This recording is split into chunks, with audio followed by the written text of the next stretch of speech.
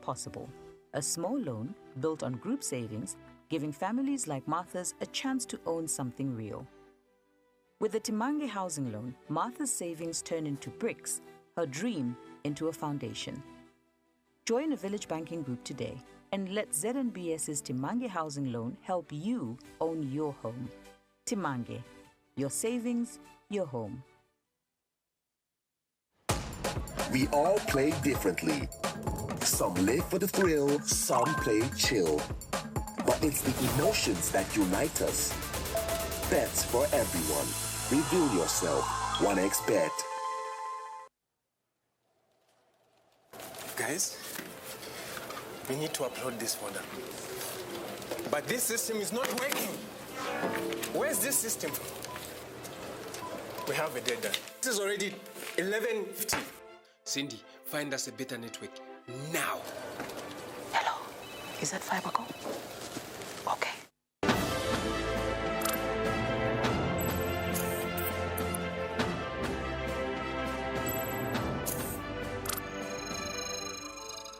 Oh, yes, yes, yes, yes.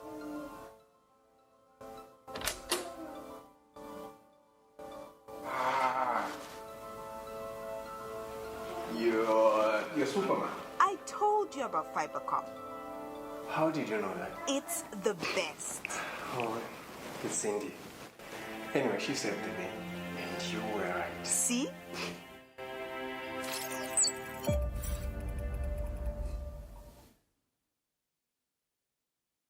In order to give road users easy access to insurance and road tax, Madison General Insurance Company Limited and RATSA have introduced QR code certificates. This means you can print road tax and insurance on standard white A4 paper. But how do you make sure your certificates are valid? Easy! Here's how. Only buy from authorized sales representatives, accredited insurance brokers, or directly from our offices. Buy insurance and road tax online from online.madison.co.zm. Scan your certificates using a QR code scanner, which can be downloaded from the Google Play Store or the App Store. Call 4848. Engine, it's worth it. Morning, school. Morning.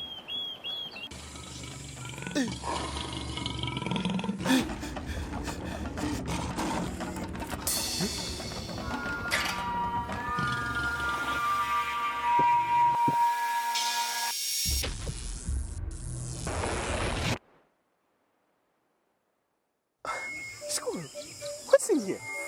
There, my son, there is Kawawasha, giving you the courage to face your challenge. I've got the energy. Black Panther, coming in 3 flavors.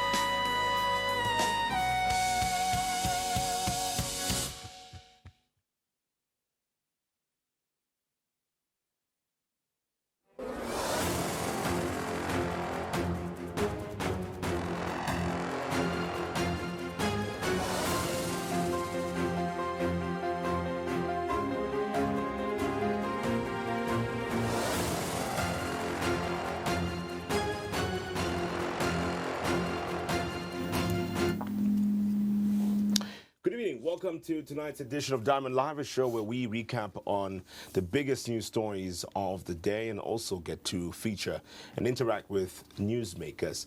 We appreciate you joining us tonight. My name is Chimweka Cheswa.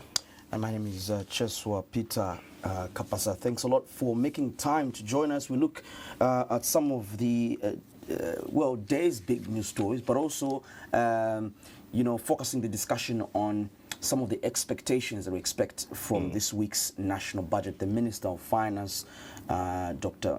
Chimweka Cheswa, will be presenting the 2026 national budget. A good thing to discuss, and we'll be talking to Edward Musosa from the Jesuit Center for Theological Reflections on just their perception on what they expect, let me put it that way, on some of the things we're expecting in the national budget. Yes, you can also share with us what your expectations are. You can also share with us what your thoughts are as we have this conversation tonight. We'll open up the phone lines for you to contribute. You can do so via our Facebook page as well, Diamond TV Online, where we are streaming live at the moment. So we look forward to your contributions soon. But as we always do, we start our show with Today in a Snap.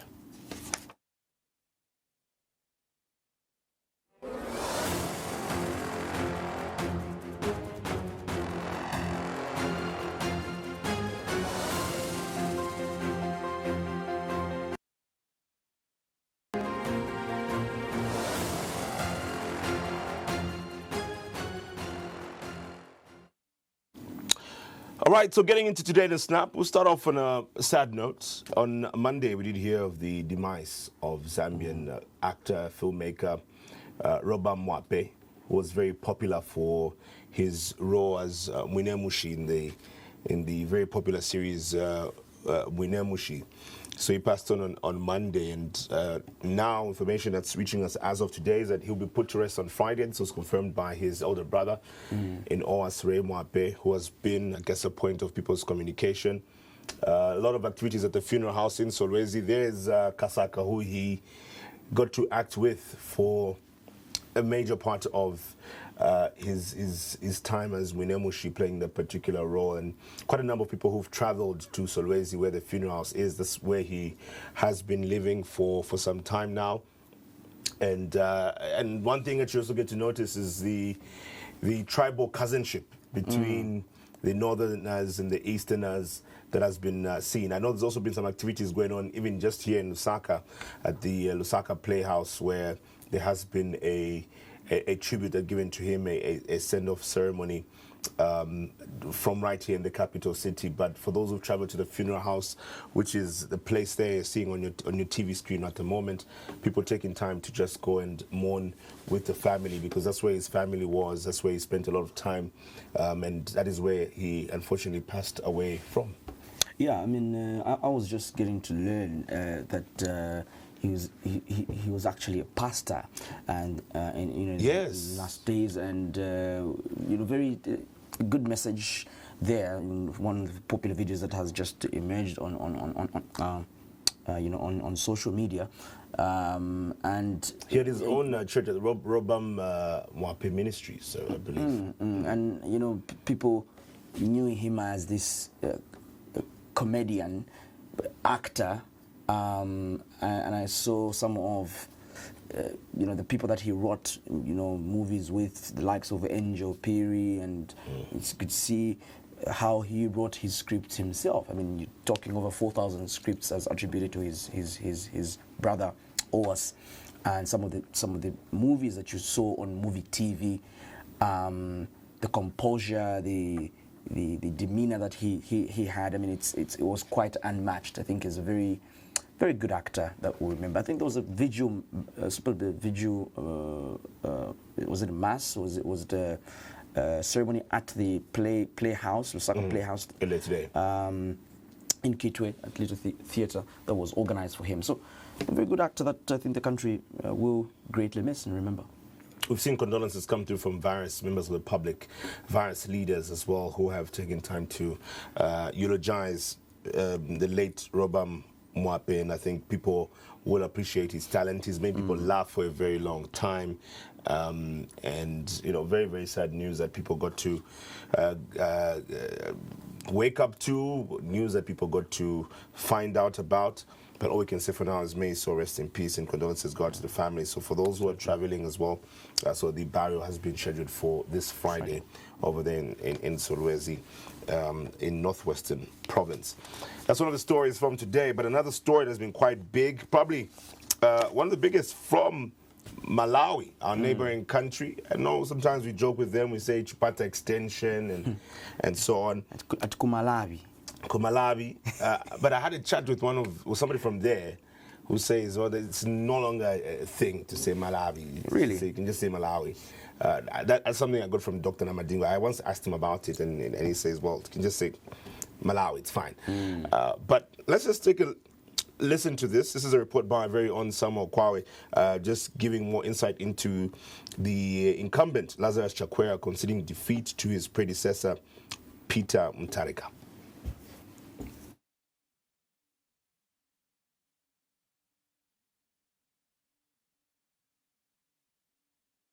Incumbent President Lazarus Chakwera has conceded defeat, paving the way for the return of his predecessor, Peter Mutharika, in a stunning electoral turnaround.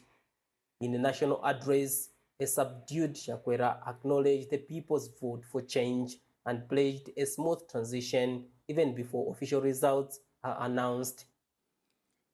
But I want you to know that I will forever be grateful for your trust in me and for your support of my candidates. I also know that to the majority of you who voted, this outcome is a reflection of your collective will to have a change of government. And so it is only right that I concede defeat out of respect for your will as citizens and out of respect for the Constitution. His tenure, which began with high hopes in 2020, was plagued by growing discontent over unfulfilled promises, accusations of nepotism, and a struggling economy. Natural disasters, including Cyclone Fred, which killed thousands of Malawians, and a severe drought, exacerbated hardships for citizens. This paves the way for an extraordinary comeback for 85-year-old Peter Mutharika, born in Choro. He first led the nation from 2014, a term that began with promises of economic reform but ended marred in corruption allegations and the infamous TPEX election scandal of 2019. That vote was nullified by the courts following mass protests, leading to his defeat by Chakwera in 2020. After leaving office, Mutharika faced anti-corruption investigations but remained a dominant political figure, ultimately hitting at this very return. Now, the man once ousted by the court and the ballot box is poised to once again become the president of Malawi. The clergy are happy with the peace prevailing and the decision of the incumbent. Takhala kale, tapirira, takhala mwabata, mpaka pano. Tieni bata limene lipitirire. In Zambia, opposition political parties have already started sending messages of congratulations. Indeed, President Chakwera and the people of Malawi have made Africa proud by demonstrating to the outside world that it's always possible to hand over power peacefully for continuation of the development of our country. Samuel Sylvester Kwawe, Diamond News, Eastern Zambia. So that's what's happening from Malawi, and the latest there regarding the incumbent Lazarus Chakwera, who has conceded defeat.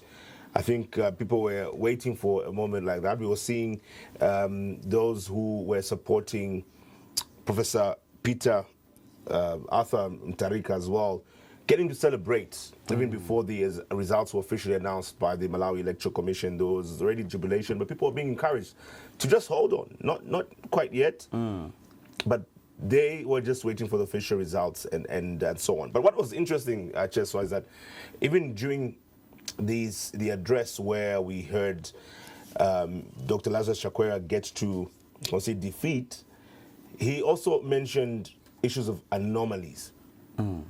Now, if you look at Malawi and Zambia, I think we've got a lot of similarities in so many ways. There's so many ways in the way our politics are. But also, it took me back to 2021. If you remember in 2021, former President Edgar Lungu had to concede defeat, but raising issues of not having a free and fair election. Exactly. And there's a whole statement. I believe we've got the statement. Just to reflect on that, if our director can help us have that on screen with the a statement that came through by former President Edgar Lungu at that well, he was still Republican president at that time when that statement was put out.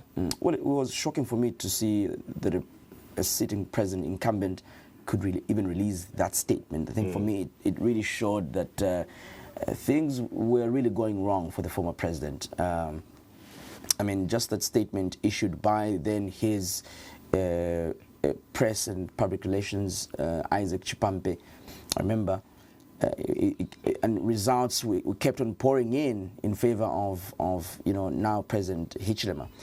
So, I mean, similarly in Malawi, I think the expectation really was that President Chakwera was going to sort of catch up in one way or the other. But I think from inception, it shows how much of a gap as well there had been, between Dr. Lazarus Chakwera as well as Peter Mutharika. I mean, Peter Mutharika is coming from a political family. His brother as well is president.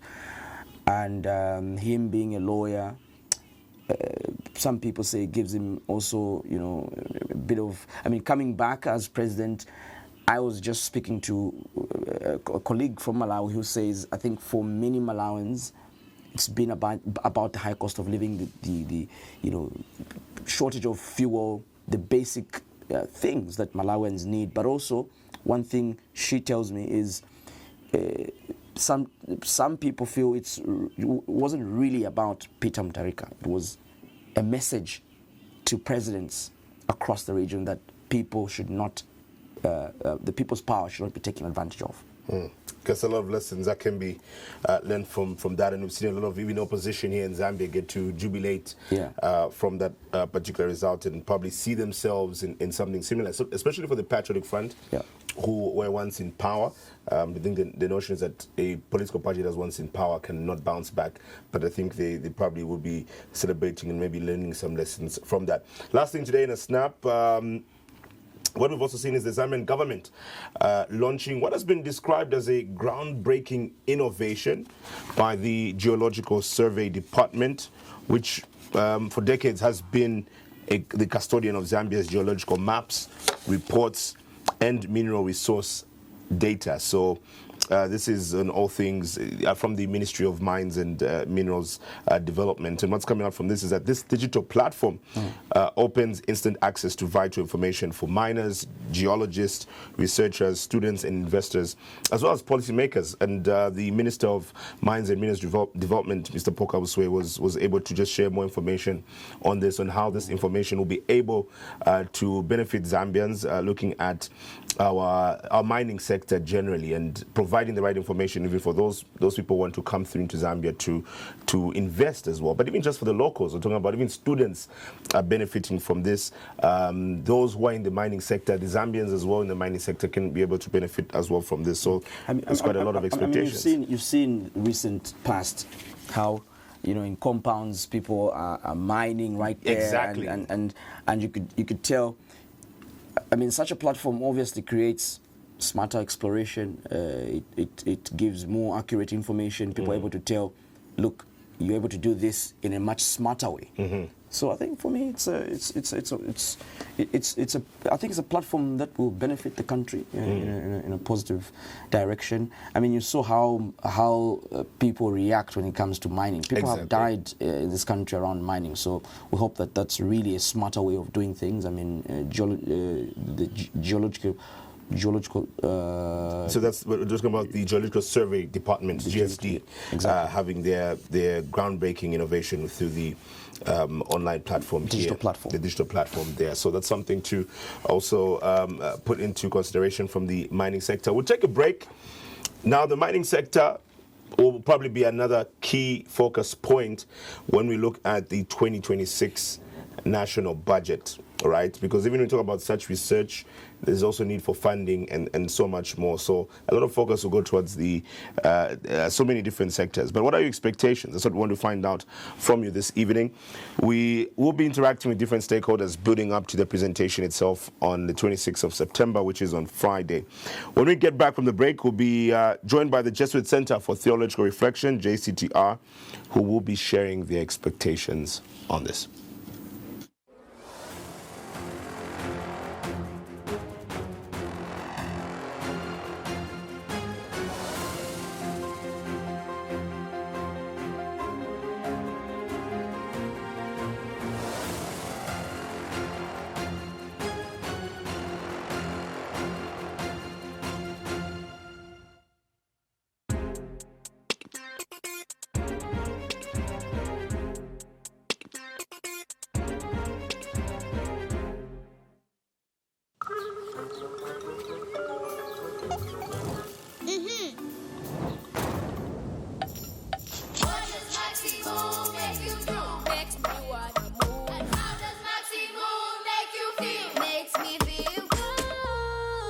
Imagine a big stage, music and lights, people singing and dancing all day and night. Enjoy all the nutritional benefits of real milk with Maxi Move flavored milk.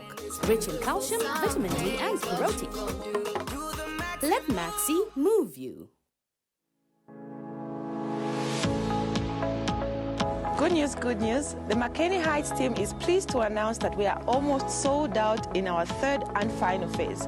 With only 30 plots left to sell, we would like to extend our gratitude to all our clients who have supported us throughout phase 1 and phase 2. And to do that, we are giving out 5,000 kwacha off of each plot. Yes, you heard me right, 5,000 kwacha off of each plot. Our plots come in different sizes, 20 by 25, 20 by 30, and 20 by 35. Our plots come as a full package with water, sewer systems, electricity, all-weather roads, and 24-hour security. We also have a very flexible payment plan ranging between 24 to 36 months. And you, our clients, are allowed to build your dream home only after 30% of payment is made on your plot. Please pay us a visit in person at plot 88 off Salim Drive or email us at mckinneyheights@gmail.com. McKinney Heights, home ownership at its best. Oh, what a bad day. When everything is bright and golden. The sun is shining and the mighty morning. Without my family in that moment, that day would have been a bad day. Yeah, everyone's bad day is my bad day. But guess what? When my banja comes together, there are no bad days. Banja washing powder, the family detergent. Morning routines, daily hustle. But there's always time for the game. Some go by instinct. Others run the numbers. Some live for the thrill. Some play chill. No matter who you are or how you play, only emotions count. This is your moment, your move, your success formula. Bets for everyone. Reveal yourself. 1xBet. Umubamabamo watulile ngoma. Consistency enables one to achieve his or her goals. But that responsibility comes with its own challenges. When that time of the month comes, it's never easy, but I must be ready. Ukunkala kwangu pano padera, nosebenzera abana. Masiku yanangu, yomvwika bwino. Lomba yakini, mvwika lini bwino. They say you look after wealth, but knowledge looks after you. In all my years, as a wife and as a mother, something always had my back in painful times. For fevers, headaches, muscle aches, and backaches, the recommendation is Panadol. Panadol. Panadol. Panadol. Panadol. Pharmanova, saving lives since 1980.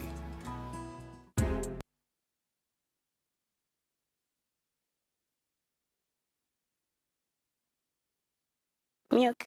I'm supposed to test these three, and I'm supposed to choose which one is better, right? Milk is milk, I mean. I think there's a difference.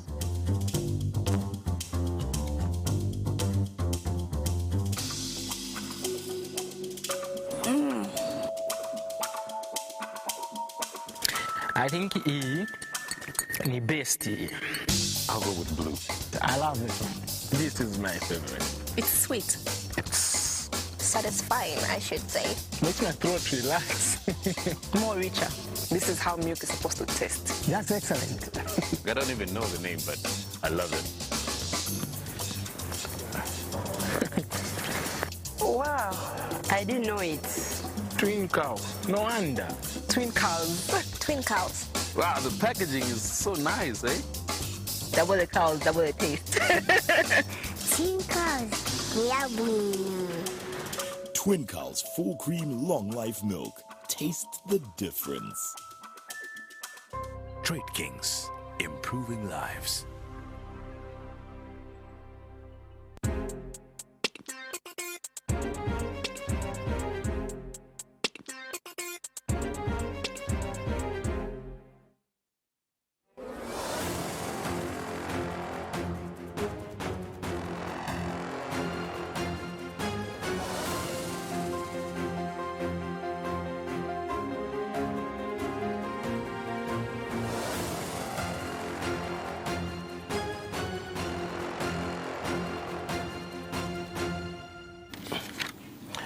Welcome back. Thank you for staying tuned to Diamond Live. Now, this Friday, the 26th of September 2025, eyes will be on the National Assembly as the Minister of Finance and National Planning, Dr. Chimweka Cheswa, presents the 2026 National Budget, which is a blueprint that will shape the country's economic priorities and also development path for the year ahead. Now, ahead of this much anticipated presentation, we're taking a closer look at what different stakeholders are hoping to see in the national budget as a Diamond Media. This evening, on Diamond Live, we speak with the Jesuit Center for Theological Reflections, JCTR, which are a leading social and economic policy think tank. And this evening are represented by the Program Manager for Social and Economic Development, Mr. Edward Musosa. Good evening. Welcome to Diamond Live. Good evening, gentlemen, and good evening to the viewers out there. We're yet again expecting a very thorough budget for another year, 2026, and under the tenure of the UPND administration, this particular 5 years, this will be the last time they're making this presentation. Let's talk about your press release, because I believe there's a press release that was put out as JCTR, where you were looking ahead into the 2026 national budget, and you said you are calling for a people-centered 2026 national budget. Let's break this down. When you talk about people-centered, what exactly do you mean, and why do you say this approach is very important for the country? All right. So, as a faith-based organization, as you know, JCTR is a Catholic and non-governmental organization. Our work is rooted in a Catholic social teaching, where one of the principles is the option for the poor and marginalized. So all developmental programs, whether you use the popular phrase, leaving no one behind, what we want to see is that when you are using public resources, at the center, or the people you should think of first, are those who are behind. So you should think about the about 40% we consider extremely poor, who are unable to have, say, 3 meals a day. You must think of the almost 60%, about 60% who are living below the poverty line. So we have to think about those communities that don't have access to clean water. We need to think of an orphan and vulnerable children who are struggling to get to university. And we have to think about the woman in a rural area who has to walk a very long distance, either for them to collect water or to access social services.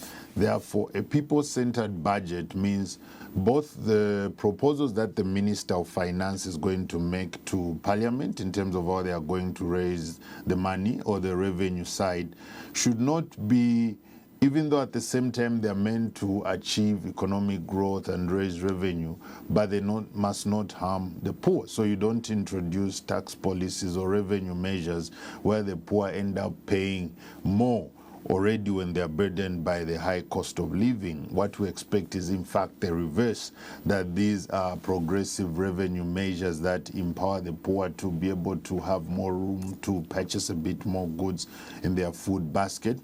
But at the same time, on the expenditure side, our anticipation is that government will increase budget allocation to those programs also that help the different categories of the poor and vulnerable. And government has those statistics. They have the right programs for it.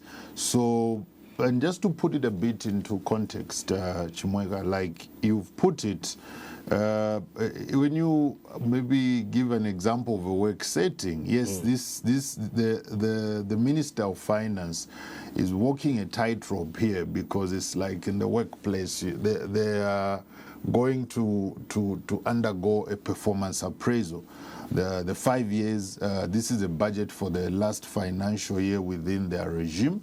So it means that the people are also going to appraise them based on that.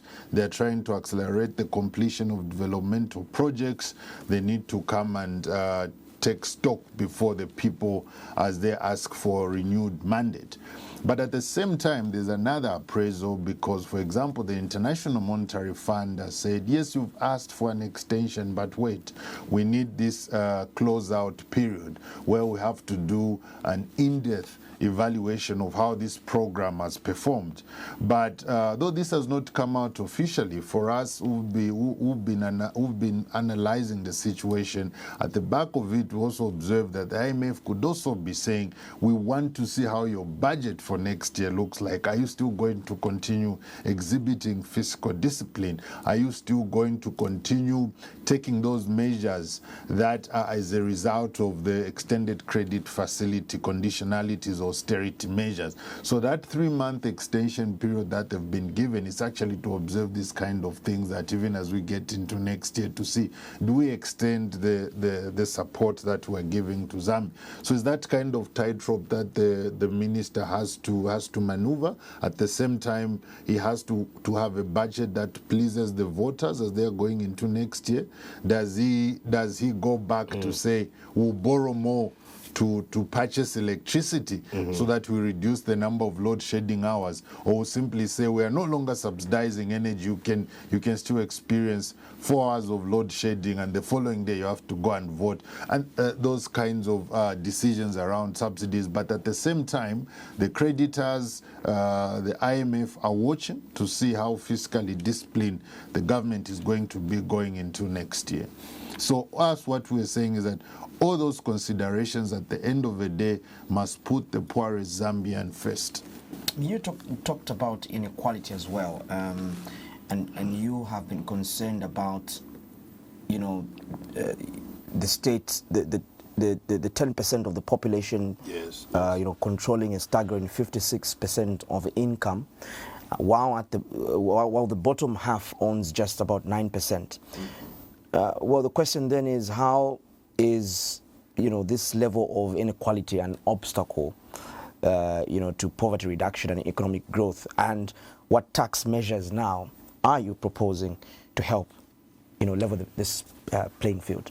Yes, so the statistics you're citing are from the latest Reducing Inequality report that we launched with the government and our partners last week, and yes, it is showing a figure that reflects how fundamentally unequal this country has become, where we are saying 10% of the wealthiest, they own over 50% of the wealth of this country, and the bottom half only able to control about 10% of it.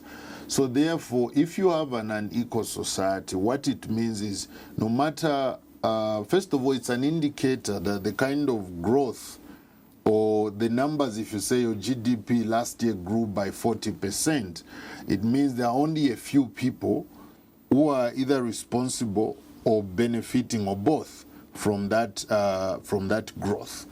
And the growth itself is not inclusive. It means the poor Zambian is not behind that growth. So to put it in more practical sense, it could be the same people are pushing big trolleys in the supermarkets, while most Zambians are just going there in a supermarket because a 25 kg bag of millimil is cheap.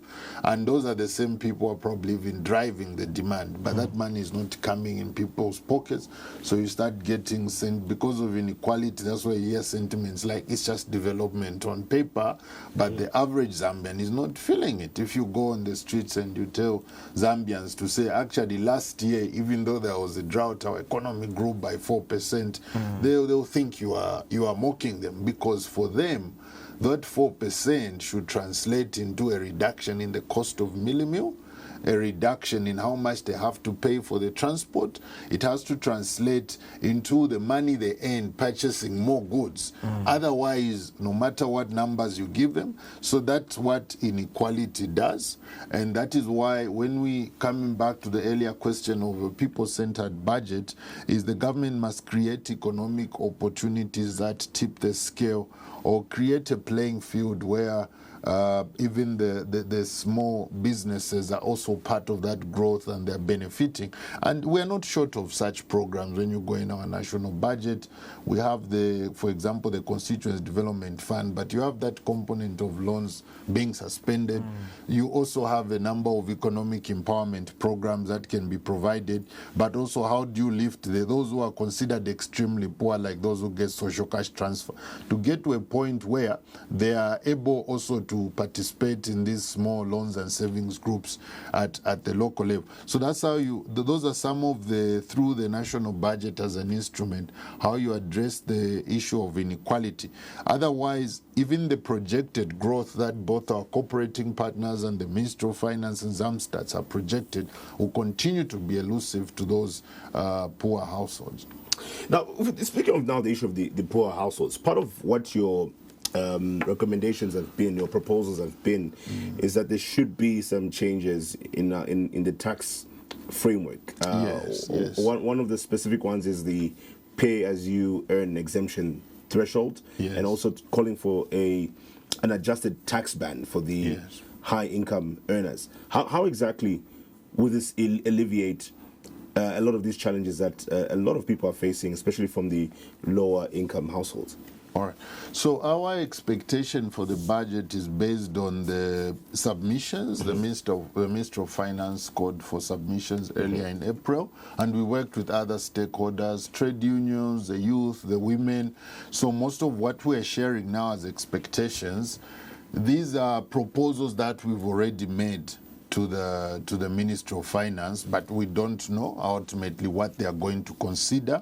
So coming back, maybe one of the recommendations, one of the expectations you've not seen that PRR is the one around also increasing the minimum wage. But coming to the tax policy measure, if you saw last year, the center was among other non-state actors that actually had issues with the Minister of Finance on why in the budget for this financial year 2025 they did not revise the pay as you earn. And I think one of the responses the minister gave was that we needed to pay for cash for work and images cash transfer, which of course didn't stand with us, because like I was saying, you need to balance your economic policy so that they benefit different groups. And for us now, we are looking at those who are considered the working poor, people who work, but they are still very or extremely poor. And I think there's a joke that circulates that wafula. So you get your pay, but then, ZRA is getting its large share. So all we are saying is that government should continue on the trend that they had in 2023, where they increased the threshold in terms of the group or the number, the amount that is excluded or exempted from contributing to pay as you earn. Right now it should be at 5,100.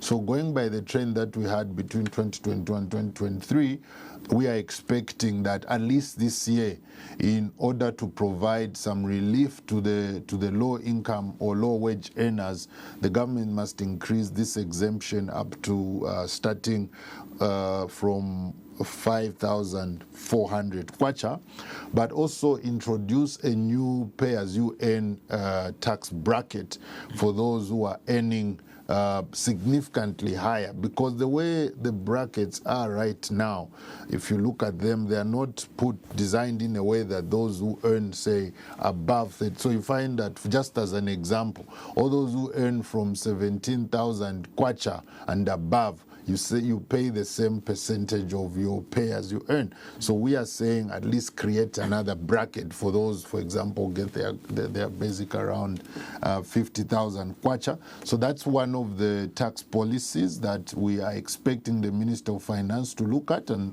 we had a discussion with them this year. They invited us to a tax policy committee to justify that, and we gave them a number of reasons. I mean, you've seen from our basic needs and nutrition basket, the cost for for a family of 5 in most districts has been on the increase. The inflation rate has been high. So that is what our tax proposal expectation is based on. Then we've also made other recommendations around how communities can benefit a bit more from the mining activities that are going on in their country, or the government increases a tax where if the global, for example, the global mineral prices, not just copper, go up, then the companies should be able to pay a bit more tax than they are paying when the business is not doing well or the prices are low. And all those are ways just that the government then can be able to collect revenue and be able to put into education, into building more schools, recruiting more teachers, providing more water to our communities. It's good to talk about mining, because I think it's one of the most critical, elements in our that can grow our economy. And you are proposing reintroducing a tied mineral royalty tax and a community benefit sharing levy. Perhaps you can shed more light on how this will sort of help affected communities that probably complain of not having a fair share of some of the mining activities in our country. Yes, so like I was explaining, the tax that we're talking about has been there in the past, and it has been suspended. And in simple terms, like I put it, when we're doing well, for example, in our global copper prices, the tax contribution from the mining firms should be a bit more. And also the levy that you've discussed also came from some of the CSOs that we work with, and their focus is on extractives.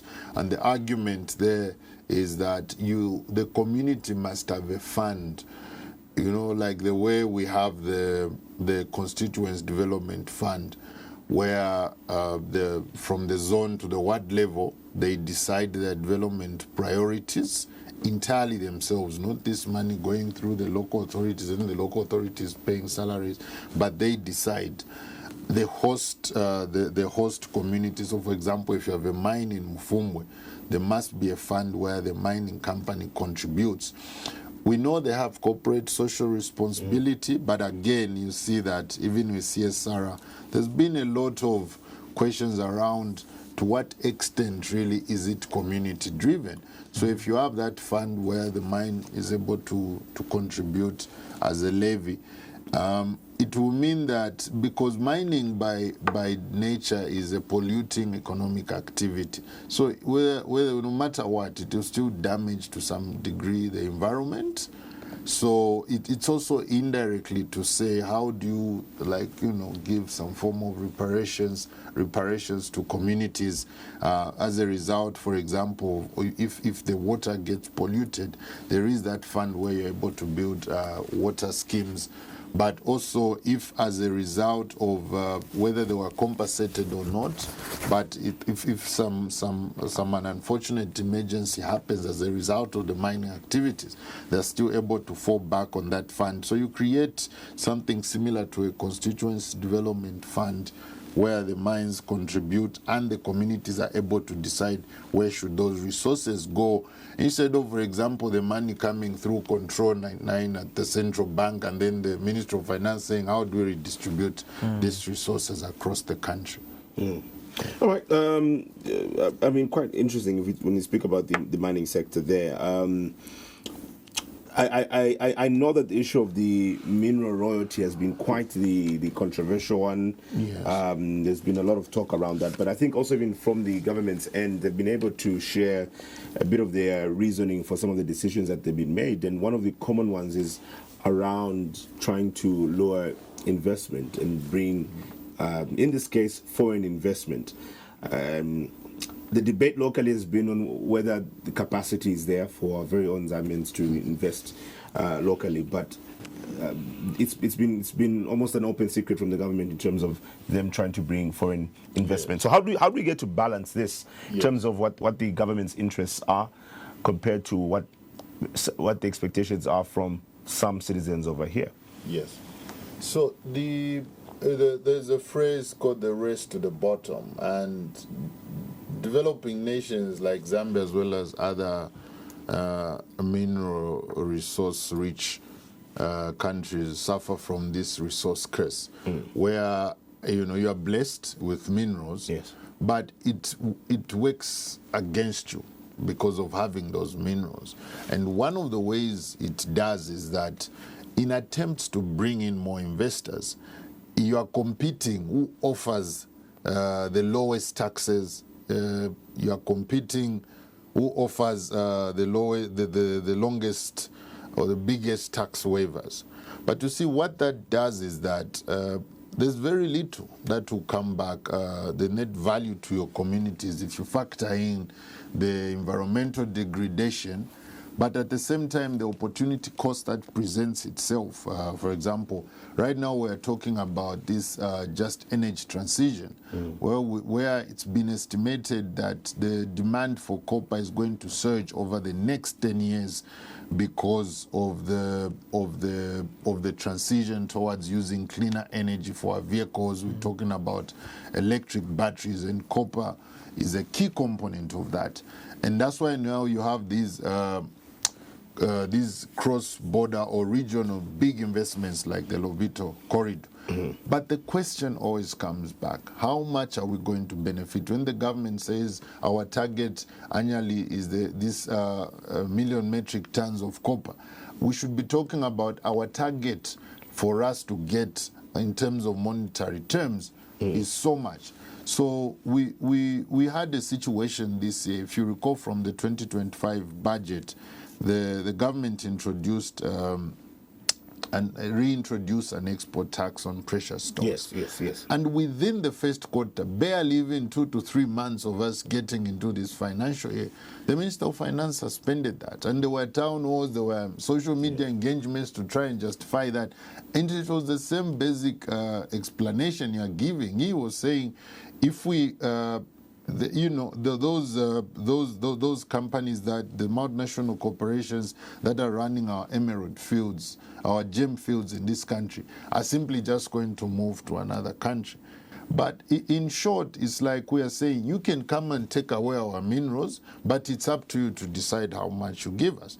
So we haven't also done a proper cost and benefit analysis on, when we give these incentives, how much are we gaining and how much are we losing out? Because some of these trade-offs that we make, they amount to almost the same money that we're even borrowing, the same money that we're getting from even more than we're getting, for example. So does it mean it's not true to say that we risk losing some of these investors if we don't make some of these offers competitive? Because like you've mentioned, there's a whole competition going on of who's offering this, who's offering a better deal, who's offering a better maybe a partnership with some of these investors. So don't you think we risk losing some of these investments?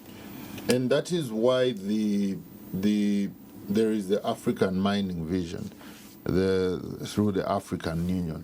The African countries need to work a bit better and more strategic in terms of how they engage with foreign investors, where they have a single policy across to say, if there is a whole bigger conversation around the UN Tax Convention, where we're saying, how can the African governments as a collective begin to negotiate for better terms of investment? Because for countries, sub-Saharan countries, including Zambia, the cost of borrowing is very high for us because we're rated high risk in terms of credit risk. But at the same time, because of that, the investors who are coming here will demand for a bit more incentive. They will cite a number of things, the technology, a landlocked country. But we've also seen in this same country where we've actually demanded for more from investors, and they've paid. And there are even some sectors where we're introducing that. For example, in the tobacco sector, government has been introducing these tax policies We have the resources. We're not calling for a radical shift. We're saying, no, it's you either pay or you leave our country. No. But we're saying that definitely we can negotiate for more. As the situation stands, we're not benefiting as adequate as we are, and we've seen, for example, that is the reason why the Ministry of Finance decided to introduce that tax, because they saw that there is money that we can gain from here. But if an emerald mining company, the moment it hears that, it suspends operations and says we're going on what is will not be operating for, it sends workers home, and before you know it, within weeks the government says no, we'll suspend this tax. So we need to negotiate. We need to have better negotiators in terms of these foreign investors that we are bringing. The question is, like we are saying, this should be a people-centered budget which says whether we're introducing tax incentives over the short term, the medium term, or the long term, eventually the question is, how is this benefiting Zambians? How is the government able to mobilize resources to finance social services? Before we come in, so let's just open also the phone lines. If you'd like to weigh in, if you have any question or contribution, feel free to get through to us. 097-4754-719, number that will be showing on your TV screen if you have any thoughts to weigh in on our conversation. We're building up to the 2026 national budget, which will be presented this Friday, the 26th of September 2025. I'm just curious to know. I mean, JCTR obviously has been, advancing for, advocating good policies, tax bans and all of this. What's been your assessment over the years with regards what government has been able to do? Let's take the last year. I mean, of course, the national budget was presented. You had your submissions. Is there anything that you see that has changed from some of the proposals that you've been able to make? Or do you perhaps see a government that will be able to adhere to some of the suggestions that you make? All right. So they obviously, when we make these proposals to the Ministry of Finance, to Parliament, when the budget is out, we usually see there are three outcomes of that. One, so obviously they will completely not adopt your proposal.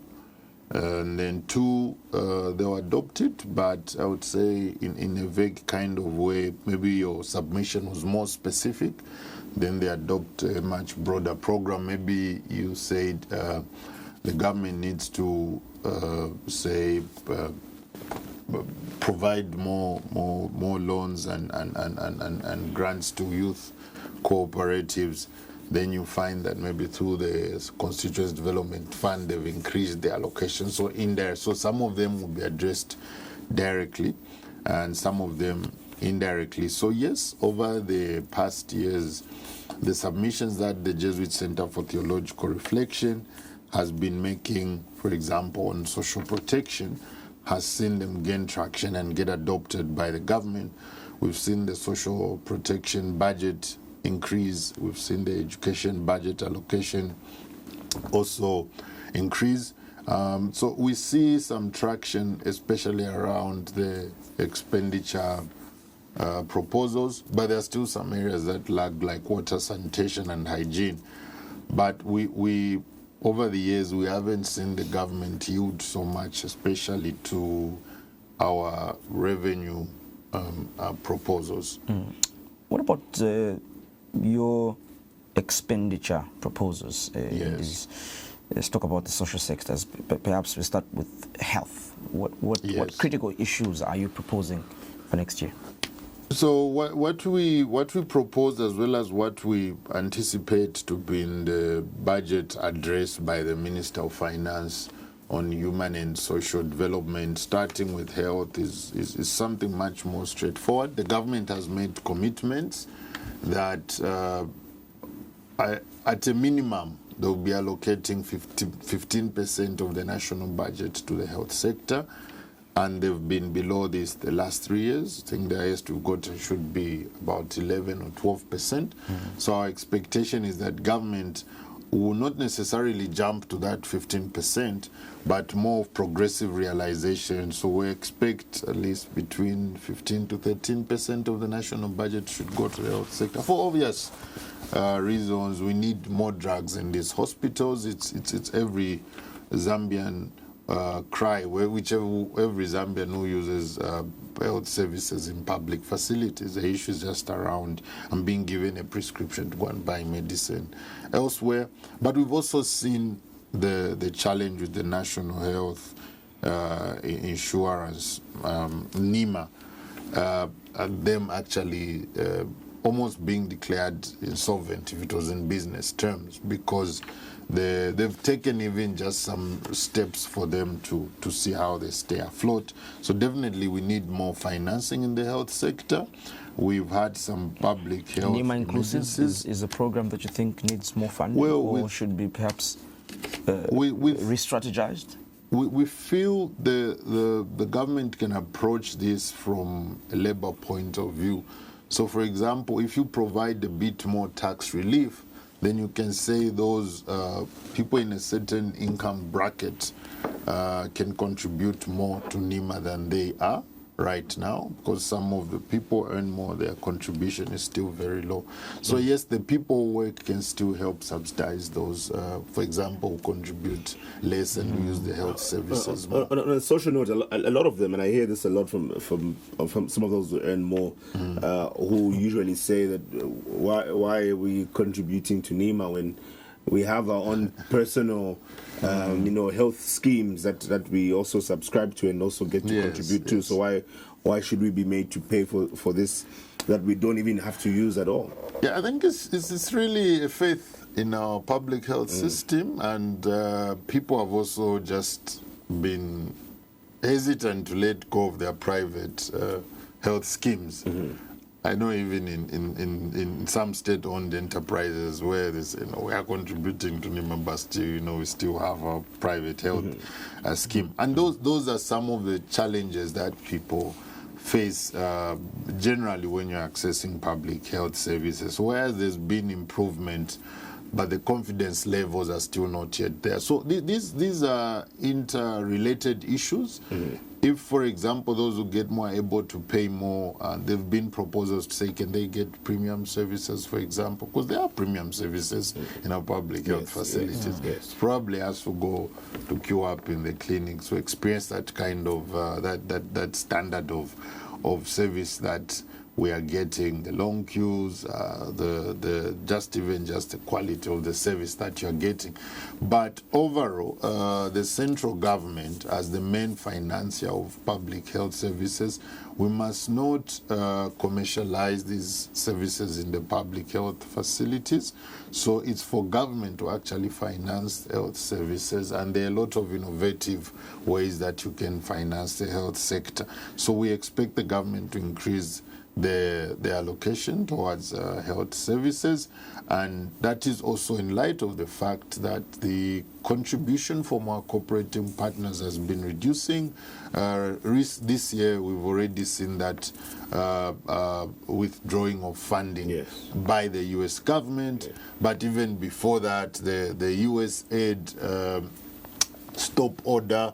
So meaning most of the responsibility for financing our health system in Zambia is left solely on the government. So that is why we expect that they should increase the allocation. I not just asked about health, but I mean, if we look at broadly the 8th National Development Plan, is quite a number of expectations. Yes, health falls under that. But we also have social protection in the education sector as well. With social protection, we can talk about things such as social cash transfer and values around that. But even just the education sector, we're also looking at, for example, the free education policy and so on. And all these still being part of government's incentives towards a number of people in very vulnerable communities. What are your recommendations towards that? First of all, the 8th National Development Plan is also coming to an end next year. Yes, in 2026, yes. A number of targets have lagged. Like last year, we were only able to achieve 64% of the social sector targets. So the plan itself is behind in terms of achieving its goals, its targets. And if you really want to know how we are doing in terms of development, just go to the Ministry of Finance website and pull that annual report of FNDP from last year. So therefore, what we expect is the government allocations to point toward accelerating implementation of the plan before it comes to an end next year. Through health, we've already discussed, but through social protection, we are expecting the government to increase the value or the amount that the social cash transfer households get from 200 and 400 to somewhere around 520 kwacha, because that's the poverty line established by Zamstats. Though even that is still insufficient. So, you know, it's like you are giving this support to the households, but that support is still not enough to take them out of poverty. So they'll still remain poor. So we're saying let's allocate more resources. But then secondly, we also increase the number of households. So the number of households, the increase we saw in the number of households recently was because of the emergency cash transfer, which was a temporary relief humanitarian response from the government. And we saw those who had been added, I think the minister announcing that the emergency cash transfers come to an end in the second quarter. So there are a number that are no longer getting, but even that amount which increased, is it to 600 or 800 kwacha, they are no longer getting that. They're going back to getting the low amounts that they used to get. So we are calling for them, apart from we saw the share of social protection from national budget increase to about 7% from 5%. So we expect that continued increase, and also increasing how much the social cash transfer households get. In terms of education, like you said, through the extension of not paying user fees to up to grade 12. Obviously, there's been that increase in the number of enrollments in that particular bracket or cohort of learners, and which has created what we would call a good problem around quality that has been significantly compromised. Even perhaps the teachers that we have recruited, the teacher-pupil ratio is still very high. So we feel this recruitment of teachers should actually be an annual program by the government as part of a medium-term strategy to address the fewer teachers versus the number of learners which we have. This should also apply in the health sector. This should not be a one-off for 2 or 3 years. So we anticipate that even as we get into next year, the government can do this, because really we have more learners now sitting in the classrooms. We also expect that more resources should be allocated towards health infrastructure to address also the problem of number of learners versus the infrastructure available, to address the issue of the president says no learner will sit on the floor. But the president did not say that the number of learners that should sit on one desk. Because if you've got, even if you provide desks, but there is no infrastructure, we've been in constituencies where the desks are just hoarded up somewhere. But we've also been in constituencies where the learners are 4 to 5 on sitting on one desk, simply because there isn't adequate infrastructure. It's not really a problem of desks anymore. I mean, I'm glad you talked about social cash transfer. I'm just thinking, I mean, if as a country we can increase our CDF, we can spike it up that much to about over 36 million kwacha. Yes. Why hasn't JCTR also proposed to increase the not just to the poverty line of 517 to perhaps something much a bit more sustainable? Is this something that you do not see happening, or perhaps our expectation is also based on the recommendation that was made by the committee at Parliament. But at the same time, the increase should be progressive. So we feel, given the past trends, we can start from there and see where do we move the following year. We increase gradually, because at the same time, apart from increasing the transfer value, we are calling for increasing the number of households that are benefiting. But also, the government now has got is now implementing the Cash Plus. So apart from you just getting that money through the social cash transfer, if you have children in the home, they should also be supported through the bursary scheme for them to go to school. But again, you know that bursaries under CDF are now available to those who are in boarding schools. So that would also be one of the ways to say, because it's not just school fees that people need for them to be in class. The number of amenities that are needed, but also if, for example, in that household you also have an adult female, then that adult female should be supported through the Jewel program for those to be in those loans and savings or the village bank groups. At the same time, that household should get the food security pack, like for the FISIP. There's the FISIP, which is almost free. The FSP, not the FISIP, where the farmers under Ministry of Agriculture. There's one under Ministry of Community Development and Social Services. So during the rain season, so all we are saying is that other than the social cash transfer, there must be a conversion of different social assistance programs at the household, which should enable that household within 3 years to graduate from, for example, waiting on social cash transfer to them now participating in a contributory scheme like a village banking group. I mean, we cannot have this conversation around the 2026 national budget without looking at our debt status and issues of debt management. Yes. From the press release, JCTR is calling for an update on Zambia's debt agreements. Why do you say this is very important, especially that we're going into an election year 2026? Yes. So the first of all, in terms of debt restructuring, what the government had hoped, as well as its cooperating partners, is that by the time we're getting to the conclusion of this extended credit facility, we should have restructured all our debt. We should have had what we currently have, even when the minister talks about over 90% of the debt restructured. These are agreements in principle, so we need the actual, but the number is much lower if you look at the actual bilateral agreements that we've signed, whether it's the interest rates being lowered or the payment period being extended, all those conditions. So it is. So we need a full.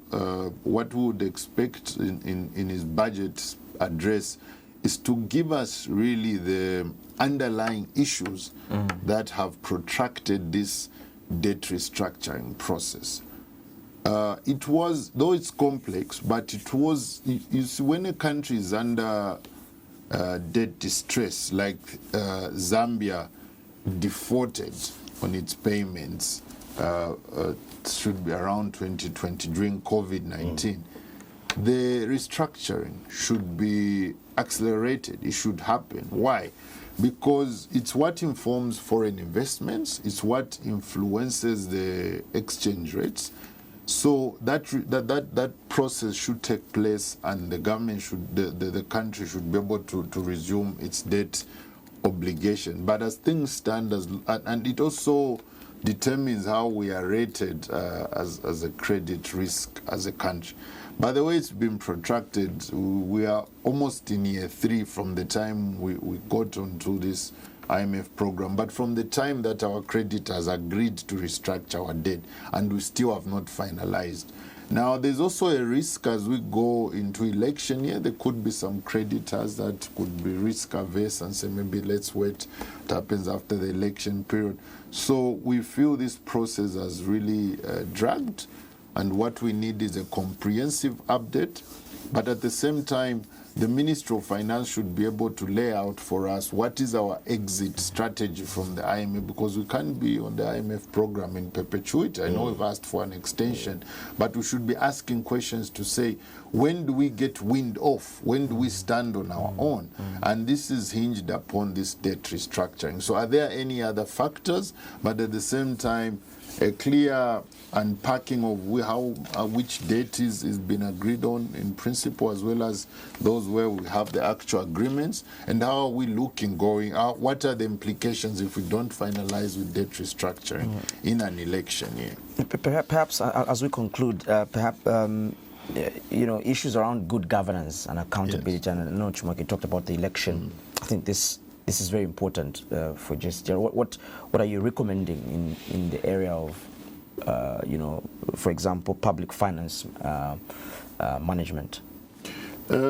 Quickly, just our expectation around that. We saw the budget allocation to the Anti-Corruption Commission for this year, financial year, reduced. So we expect that allocations to law enforcement agencies that look at curbing corruption, illicit financial flows, the Financial Intelligence Center to increase, given the heightened risk that comes with general election campaign period. There are all these physical and electronic transactions to try and finance, and there's a whole big conversation of how are political parties financing their campaigns. So to curb that, we need to sort of to enhance the work of our law enforcement agencies to be able to detect, investigate, at the same time prosecute corruption and illicit financial flows, and they require resources for it. They're greatly under-resourced given the mandate that they have. Now, if you reduce their budget further, indirectly, it's like you're also undermining the work they're doing, but it also affects their integrity because you put them in a compromised situation if you don't give them enough resources. Like they have to keep on going, begging from central government and from the people out there. They'll become suspicious to say, if we are fighting corruption, then why aren't we allocating more resources to the Anti-Corruption Commission? So that will be very critical in terms of us really combating corruption and illicit financial flows going into next year. We've seen from the report of from the Office of the Auditor General that the audit queries have been increasing, so more money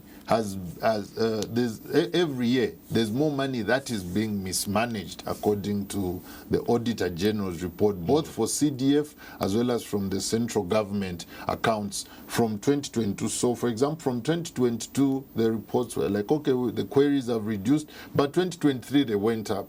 So we do expect that more resources should be provided. And then lastly, around the Constituency Development Fund, the government has spoken to, in the Green Paper, they've said in the next 3 years they are looking at adopting a formula where instead of giving the same amount of allocation for the Constituency Development Fund, they'll come up with a formula. Some of the variables they've said they could look at is issues of poverty levels in that area, the population of that area. It's not really clear, but our expectation is that in the 2026 budget they can adopt this formula. I would say, for example, you can't be giving the same amount of CDF to Lusaka Central constituencies with all the assets that are found in this area as a constituency like Mwandi constituency, for example. Probably Mwandi needs a bit more resources because they don't even have a tarmac there. They don't have a proper district hospital run by the government. Communities don't have access to clean and safe drinking water. Then you give the same amount of money to a constituency like ours, which has got roads, which has got social amenities and clean water. Mr. Edward Msosa, thank you so much for joining us this evening on Diamond Live. It's always a pleasure, gentlemen. Yeah. We've been hosting the Program Manager for Social and Economic Development from the Jesuit Center for Theological Reflection, JCTR, and we'll be building up to the 2026 National Budget, which will be presented by the Minister of Finance and National Planning. What are expectations? Let's keep the conversation going through our online platforms, and we'll be back on Friday to just look at what will be discussed, or what will be presented rather, by the Minister on Friday. So join us again on Friday at 21:15 hours. My name is Chimweka Cheswa. Thank you for watching. Good night.